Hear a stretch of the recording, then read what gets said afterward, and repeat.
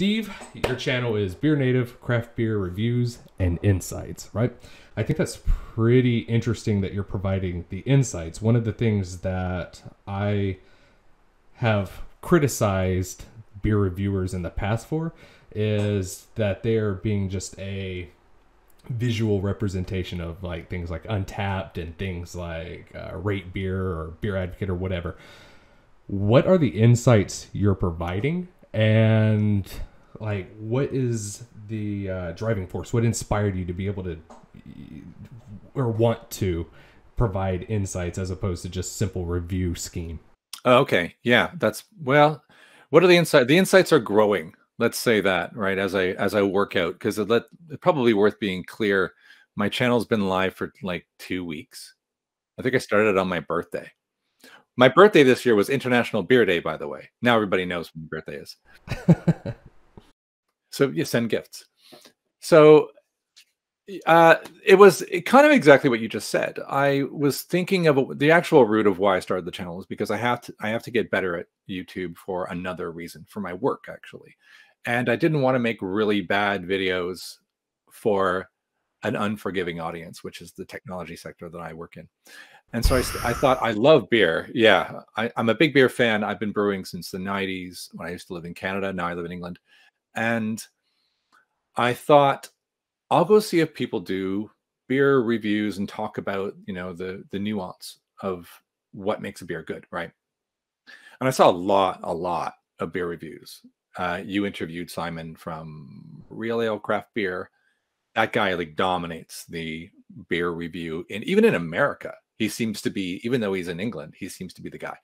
And I watched loads, and he's been going so long. You can find him doing anything. Yeah, for real. Yeah, and he's really good.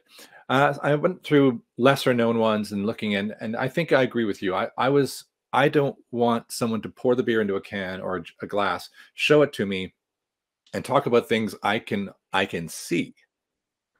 Like, yeah, I see it's got a golden color. Thanks. What malt makes it that golden color? Like what's inside it that's giving it, so that when I start to make decisions about beer I like, I know that if they're generous enough to tell me some of the ingredients, and some beers do, some beers don't, then I can start to gravitate towards expectations. You know, if I see that's got, I commented on my last, I think it was the double punk one, where I beat up Schnook all the time as a hop, because every beer I have that has that in it, I get this. It's almost like I get an ice cream headache off of it.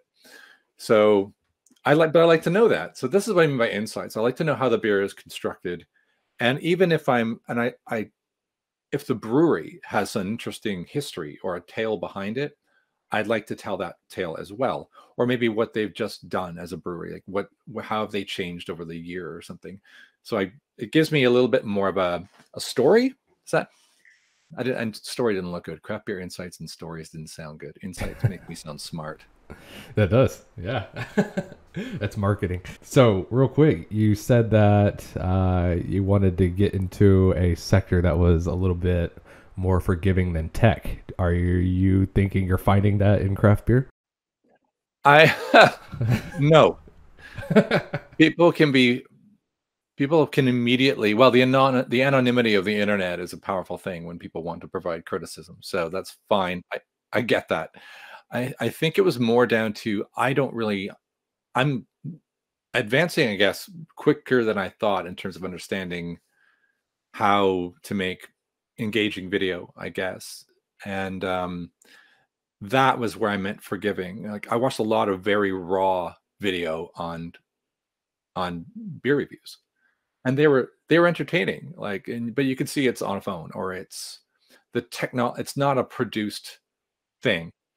And so that means I'm not going to turn everybody off if my camera isn't a Canon blah blah. I don't even know what a good camera is. I'm talking on a Logitech webcam, right? Mm-hmm. And I film my video I do on my phone because it has 4K. Like, that has 4K. Yep. I only found that out because I started doing this. Mm-hmm. So no one's going to care if I don't do that. Try doing a technology, a YouTube video about tech, and you don't have good tech. Ooh. Yeah. No, that makes sense. So I haven't been doing this the longest, but I definitely think that I have gained some experience, and I can say that the craft beer world on YouTube, it's finicky. Like, some people will just bash you if you like say the wrong characteristic on a particular hop, even though flavor is supposed to be subjective, you know, where people will be like, sorry, but the world isn't like, especially in the world of beer, things don't fit into small boxes, you know, neatly. And if you even try to like break out of what like the guidelines say, you know, sometimes you'll get attacked. I I don't know. Have you? I know you're still relatively new to it, but have you experienced any backlash from anyone yet? No, no, that shows you how unheard of I am at the moment. But that's fine. I don't mind. Don't worry, it's coming. Gee, thanks for all that uplifting pep talk there. Nah, I'm just saying, like, it's definitely something you have to get mentally prepared for, especially since you said you were talking about starting YouTube for your business or your actual job. And yeah, the whole landscape, not just in the beer world, but the whole landscape can just be so brutal. So, and I think it has a lot to do with that the anonymous nature of it. But okay, so you're still pretty new to the game. 2 weeks in, I'm looking at your channel right now. 1, 2, 3, 4, 5, 6, about close to 12, 15 videos so far, I think. Yeah, I've gone a bit mad. I understand the drive and everything, but what was like the actual push for craft beer? Are you a big craft beer aficionado yourself, or is this something that you're learning throughout the process of starting your channel? I'm a big craft beer geek. So yeah, I sometimes I think I'm a big craft beer geek, and then I go to Untapped and I'll look to some guy and they have like 400,000, and you're like, what? Were you drinking all day? How are you achieving this level? So I'm a medium, let's say, craft beer geek. I mentioned I I used to brew when I didn't know anything about it, and in Canada it was nice because craft beer kind of crept. Where are you from? You're in Germany right now. I live in Germany, but I'm originally from the United States, down south. Right. So you probably America and Canada are great for craft beer. I mean, it's Oh yeah, insane. for sure. Canada has some And great brews. we had some. I moved to England in 1999, and they had some great beer. And then I moved, and in England in '99, and I think Simon touched on this a little bit. There was no. It was like craft beer went down on a boat at some point, and they don't even know it exists. Kind of like hot and cold water coming out of the same tap. That's not a thing here either. It's just not, wasn't here. So all you had was the bitters and the very malty, and that was kind of it. You know, the real ales. Everyone loved real ales, and so I flipped kind of to real ale, and it was great. And there was no YouTube, but and then when it started to rise, it it's oh my goodness, it was so welcome. Um, and so I got right back into it. And I started to brew again, and I started to realize that you could buy any hop you wanted now instead of relying on what was that. I used to live across the street from a brew supply store when I was in Canada, and I lived in Ottawa, and it was that I bought what they had. Right, they had thousands of malts, but a very limited selection of hops, and it's gone the other way around. So that fascination has been interesting, and to get to the point, I'm giving you really long answers. You can edit. No, this is fine. I like this. When I toyed with the idea of doing a review, and so I just turned on the camera and did one. And what kind of blew my own mind is how much more I enjoyed the beer while doing the review. Because I decided, like, something which I don't know if it's unique to me, but when I break the can open and I smell it, I always sip some out of the can because that's how people drink it. We don't all pour it into a beautiful exotic glass. We chuck half the time we're just pounding it out of a can. So I want to see what the experience is out of the can, and then I poured it into the glass, and I realized there's a difference. Like when you did one of your glass reviews or something, and the guy like poured into a big glass and then his fancy glass. Yeah. Was that one of your guests did that? Yeah. That was really cool. So, and he was like, "Oh, is the beer different out of the different glasses?" And it was, right? Yeah. Same thing. Imagine a can versus a glass. Like the experience is totally different. So I noticed that right away on the first one. So I decided, oh, I'm going to do that every time now. And then I started realizing the smell affects the taste.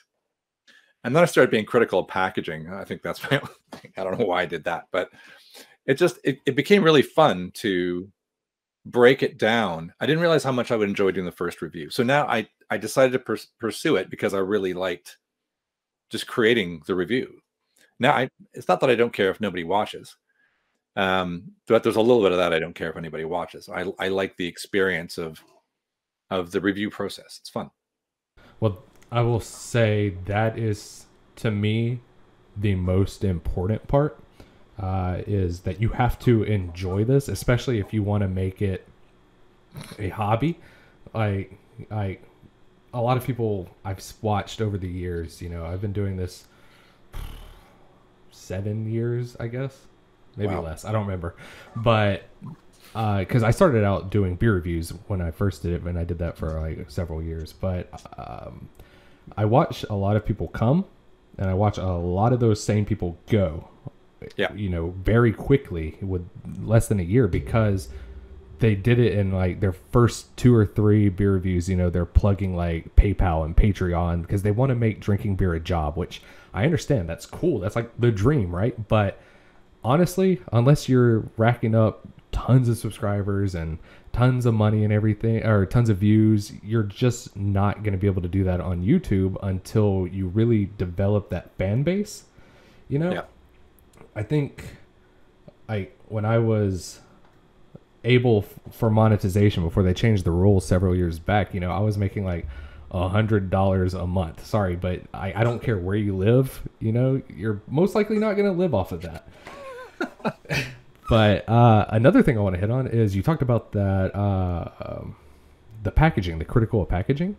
I think that's incredibly cool. That's one of those insight things that a lot of people in beer reviews, they might mention it or they might talk about it for a second or two, but like packaging is part of the product. If you look at the full beer spectrum, buying beers has a lot to do with packaging, presentation, stuff like that, So I'm not in any authority to provide advice, but I really like that. I think that's a cool thing, and I think you should like continue focusing on that, because that's something not a lot of beer reviewers do. Yeah, it's sometimes hard to choose so much beer crosses your path. And I kind of don't want to waste, particularly if I've never had it. I don't want to waste that first experience. And then sometimes there's just no beer in the house, and I want to have a beer, and I don't want to review it. But another example. There's my fridge. Can you see the fridge? There it is. There's the door. So this one, which I'll maybe do, was I went to the wine store to buy. There's a wine store in the UK called Majestic, and the guy there knows I like craft beer, and I was leaving. He goes, "Do you want some cheap craft beer?" And I'm like, "Of course I want some cheap craft beer." It's got a 2-week date on it because of lockdown. The store was closed, so all their beer expires in like 2 weeks.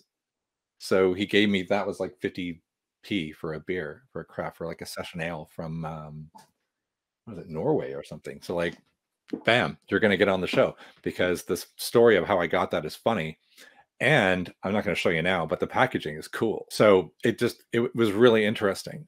The reason I did the double punk was not only I had a good story, but the homework I did before I did the show was like, is this really double punk? Like, is it just a boozier punk? And then when I looked up like how they're both made, I'm like, this isn't punk at all. This is just marketing. Like and I would do the same thing. I'm not giving Brewdog a hard time. I mean, if I had a beer, if I was Budweiser, I should review Budweiser at some point. and I knew I was selling a billion of these a day, and I really wanted to sell another beer that was a slightly like a double IPA or whatever, right? If I called it Double Bud, I know I would sell loads because I have such coverage and natural marketing by calling my flagship and then just calling double flagship. Everyone's going to want to try it, right? I'm going to sell it. Except it's a totally different beer. So I mean, that's my opinion, obviously. I mean, that sounds like a pretty accurate opinion. There's a thin line between opinion and reality, and I 100% agree with you. And that's one of my pet peeves with just beer as a whole. Like I kind of mentioned earlier, everybody wants to put things in boxes, and I agree. I understand the need for those boxes, but sometimes those lines blur, sometimes for the better. For me personally, I'm not speaking for you, but for me personally, this double punk blurred line, it kind of rubs me the wrong way, because when I think about a double punk IPA, I want that beer, but more.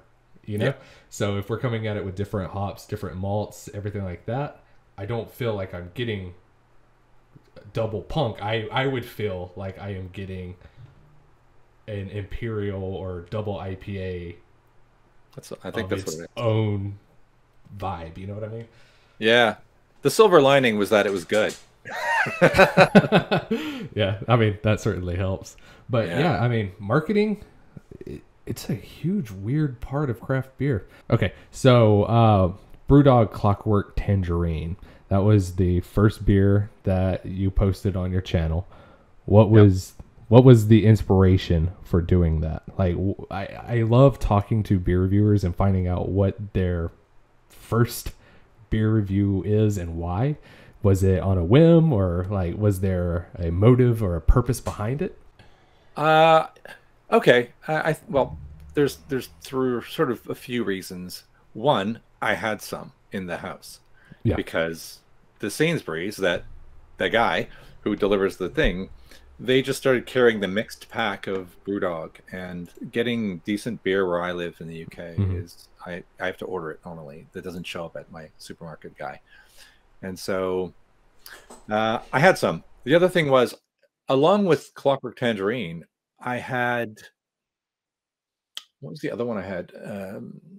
Show Off from Camden Brewery was, they're all similar. So I had 3 different breweries, and they were all orangey in some way.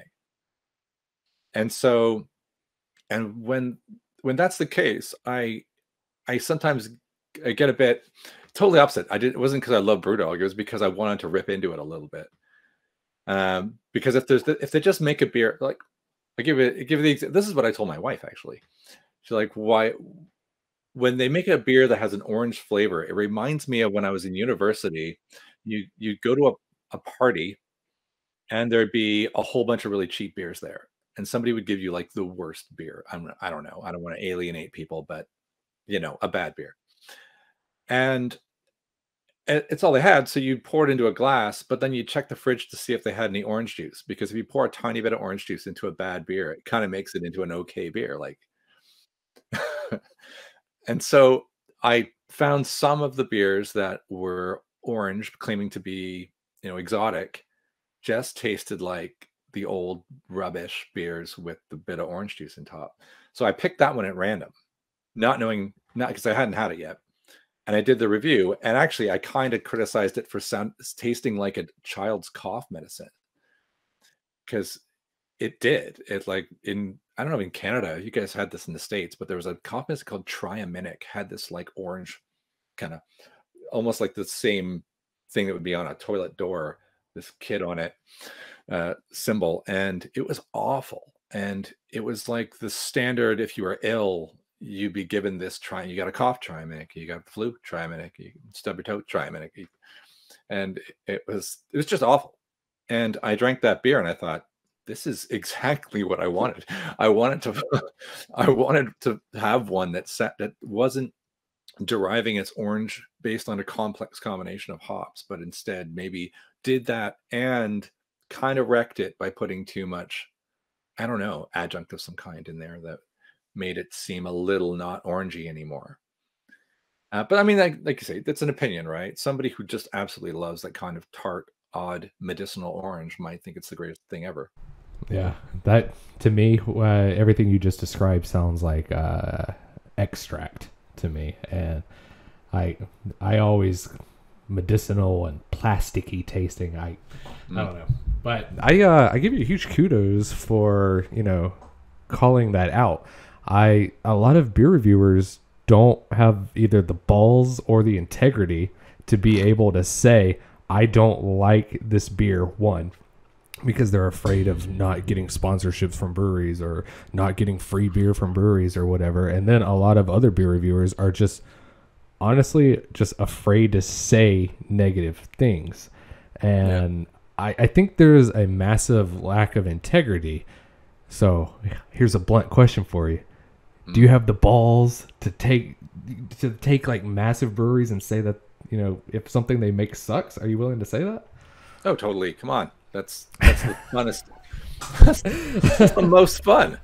I agree. I don't know why people are so afraid to do that, but you as a beer reviewer, you have a responsibility, and that's being a little too serious or dramatic about it, but you are kind of being like a middleman spokesperson for both the drinker and the brewery, and you have a responsibility to tell it as it is. So what is where is your end goal with this with your channel? Are you looking for keeping it a hobby, keeping it something you enjoy? Are you if it develops into something more, is that something you'd be willing to chase down? Oh, it would be cool. Because I'm an incomprehensibly geeky person when it comes to the. As soon as there's a tech side. There's a tech side to YouTube. There's a whole other level of geekery I enjoy playing with, and that is how does YouTube. I started looking into how YouTube even promotes you or makes you a result in the search if someone looks for a beer review. Because if you look for a beer review now, you get 50% real ale craft beer, and then another 50% of the kind of smattering of other people that do things in that space, which is cool because there's still lots of other people. So I thought, how is that? So I did some research on that, and it's like there's like engine optimization. Yeah, but it's like catch-22 because it doesn't promote you unless people watch you. But if it doesn't promote you, nobody watches you, right? So, and it feels. And then I've had some rough suggestions off of watching other people's how to get found on YouTube videos. That it sounds like like Fight Club. It's like Fight Club. I'm standing. You've seen Fight Club, right? Oh yeah, it's one of my favorite movies and books of all time. Great. So I'm standing on the porch with my 2 black shirts, 2 black socks, and $20 personal burial money. And their YouTube keeps walking out telling me I'm too fat and too blonde. And I just feel like I got to stand there long enough. I 100% agree with you. It is difficult, incredibly difficult to get your name out there because it is a bit of an oversaturated market right now. And there are more and more people coming into it because of all the free time that COVID's, allowed for people to stay home, drink beer, and nothing to do. So I'm looking for a community, and I was talking to you about like online beer festival ideas and all these other things.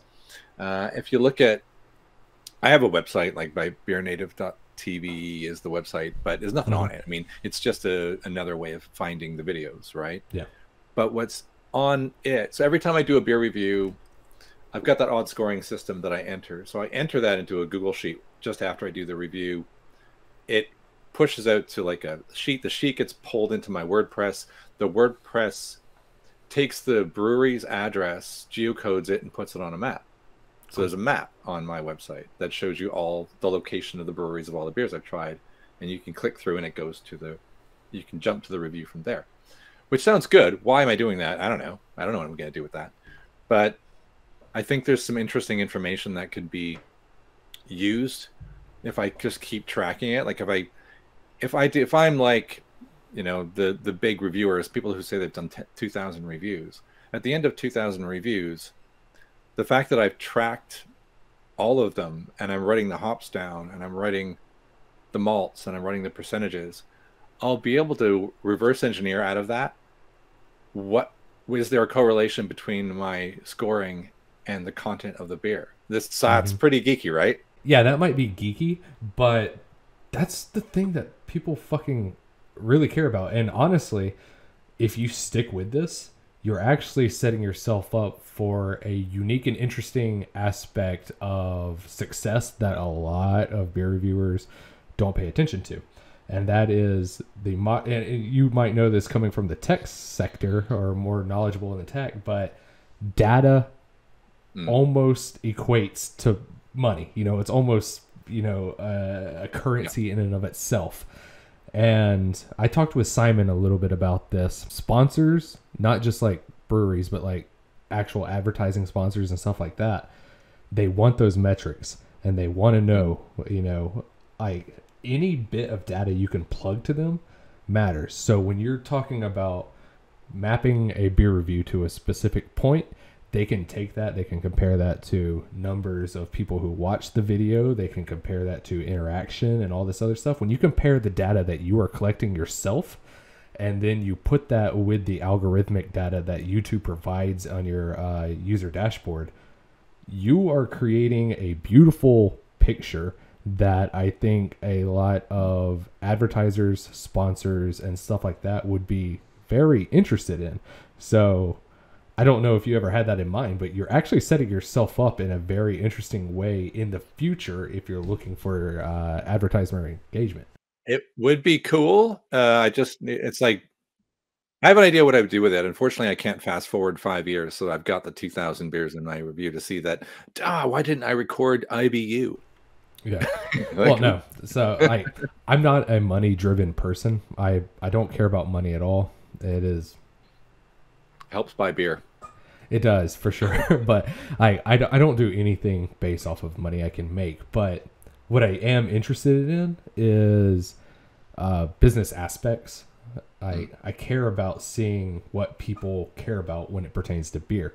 And just when you mentioned that, I was like, holy shit, this is like leagues ahead of what a lot of other people are doing. So my question is, does your podcast that you said you do on tech, are you taking those lessons learned from that and applying it to this? Or is this like a whole new venture that you're just like winging? I'm winging. My podcast has nothing to do with it. My podcast in tech is like a little bit like, well, it's like an interview podcast. I just talk to, it's a way of learning. I talk to people like you're talking to me right now, and you just say like, well, what are you doing in the space? And that's it. It's nothing like that. This is more like so if you talk about, I'll give you an example of somebody I know who runs a technology community. What he's got, you know, like how bots search the internet and mess with your life, right? So he has bots that search Twitter. They look for a common hashtag. Now, say I were a Brewdog. Brewdog could do this, right? Anytime somebody mentions an @Brewdog or a #Brewdog, you can create a word cloud out of every other hash that shows up over the course of a month, and then see what sub-subject is associated with your subject. And he works out how to do that, and then he finds out what is the community actually talking about. And so he uses these bots to do that for his particular tech community. But that's the kind of thing I would do for this. I'm just collecting data to see how can I find out what is new and what's interesting, so that if I do a review, for example, like so I did a review of, I have one here. This, the Hello, my name is Gail, the wind powered one, right? Which is really good. Nice. But that's because it's like super new. And if you go to the Brewdog site, I don't always review Brewdog for anybody watching this. It's just they're too easy to acquire. But I can't find it on the site. Like if I went to try and buy it, I just could not find it. I had to Google it, and then the Google result gave me a link to where it was in the shop to buy it. It was really weird. So I thought, how do I even find this stupid beer? Which is why I bought it, which is why I reviewed it, because it seems really oddly elusive. But I would be curious to see if there's anything happening on Twitter around that. I think I just like the data aspect of it. Is where I'm going with this, because that's such a strange thing. I haven't written the spot yet, by the way. I'm going to try and get the one my other friends got and adapt it to beer, and just see how is anybody talking about this effort, or what are they talking about around it? Like wouldn't that be fascinating to know? It would be incredibly so. So there's a lot of data out there, and believe me, Untapped won't let you have their data. Oh my goodness. No, but I'm sure there's ways like that you could scrape that data, you know, because even in Untapped, you know, like when I do research on a particular beer, one of the number one results is always Untapped, because of the way that Google's, you know, search engine optimization works. So, I mean, that could be an entire new forefront into craft beer, is collecting and managing this data, because not only is it monetarily viable, I think, but it's genuinely interesting because you can break down things that we've never had in the history of beer, such as what are the number one beer styles that people are drinking? Are people in that particular beer style subset, are they choosing beers that are more bitter? Are they choosing beers that are sweeter? Are they choosing specialty ones, adjuncts? You know, like that's all very fascinating data that people who fancy themselves like beer historians like myself in the future, that is going to be insanely useful. It's going to be insanely interesting and a great tool for people who are just wanting to take a magnifying glass to what beer drinking was like in 2020, you know. I'm planning a service. I'm barely doing the service. I'm thinking about amazing things. I'm doing very little right now. Hey, what do they say about like a journey of 1,000 miles or whatever? It starts with a step. Yeah, I mean, you're from small acorns. Dude, I'm being blown away right now. This is, I don't know how you're talking like shit that is like esoteric, but at the same time is what is the driving force behind people wanting to buy, drink certain beers, you know? Yeah. So yeah, I knew packaging. When we first started talking, I knew this was going to be an interesting interview, because just based off of your channel name alone, I could tell that you were more interested in the subtleties, just the insights behind it. You know, that is just a more subtle thing that a lot of beer drinkers, even the diehard craft beer fans, they honestly don't care about. It's the beer is my life people like myself who are like, yes, give me them insights, give me the esoteric shit. This is what I live for, you know? I think there's a lot of potential in your channel if you keep driving down this path. And I mean, you've certainly made a fan out of me. I'm curious to see what I'll be in like a few months, and if any of the channels that I'm trying to advertise this on work. Like, it's funny right now. I think I have 20 subscribers. Like, not very many, right? But if you look at the views on the video, you get the insights. It's to say it's been watched 18 times, of which our subscribers, my number is 0. Because it's like my mom is my subscriber, and I think my dog's got an account on YouTube. Thank you very much for joining me, Steve. I've really enjoyed talking with you, and hopefully I get to collab with you in the future, because I got a couple of ideas that I want to throw by you, and I look forward to just seeing you continue to grow and develop on YouTube. Hopefully you stick with it. You know, I really would enjoy that. Anything you want to plug, people where to find you, stuff like that? So if this is on YouTube, will you stick some things in the notes so people can kind of go? Yeah. I'll show your links and everything like that. All right. Awesome. Then everything's awesome. All right. Well, thank you very much, man. Everybody else, go check him out. I absolutely, I've watched every single one of his videos so far, and that's how I've spent most of my day. I'm on quarantine, so I got nothing better to do than just fucking blast everybody's YouTube channels with my views. So Thank you very much for joining me. And seriously, for everybody else, if he's willing, you're going to see him on my channel again in the future. So thank you very much, Steve.